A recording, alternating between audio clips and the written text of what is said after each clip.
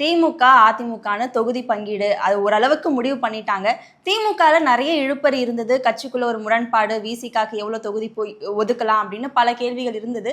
இப்ப அதெல்லாம் முடிவு கட்டி அவருக்கு 8 தொகுதிகள்னு பிரிச்சிட்டாங்க. இது எப்படி பார்க்கப்படுது? இது திமுகவோட ஒரு வெற்றியா பார்க்கலாமா? இல்ல, பொதுவா இந்த கூட்டணி எந்த கூட்டணியா இருக்கட்டும், திமுக கூட்டணி, அதிமுக கூட்டணியா இருக்கட்டும், அல்ல எந்த அரசியல் கட்சி கூட்டணி என்பது வெறும் கரங்கள் மட்டும் இணைஞ்சா அது பலனளிக்காது. இதயங்களும் இணையணும். அப்போ தலைவர்களுக்குள்ளேயே இதயங்கள் இணையாமல் வெறும் கரங்களை மட்டுமே பற்றி கொண்டு நீங்கள் தேர்தல் நீங்கள் பயணிச்சிங்கன்னா அது விளைவுகள் எதிர்பார்த்த விளைவுகள் நம்ம அடைய முடியாது, பெற முடியாது. அப்போது இந்த இடத்துல இதயமும் இணையணும்னு சொன்னால் 2 தரப்புலையும் பேச்சுவார்த்தையில் பார்த்தீங்கன்னா ஒருமித்த கருத்து எடுத்து விட்டு கொடுத்து பயணிக்கணும் தான். இது சமரசங்கள் எல்லாமே நீங்கள் ஏதோ ஒரு அடிமைத்தனம், கோழத்தனம், இது வீரமா இது அப்படிலாம் பேசுறதுல அர்த்தமற்றது.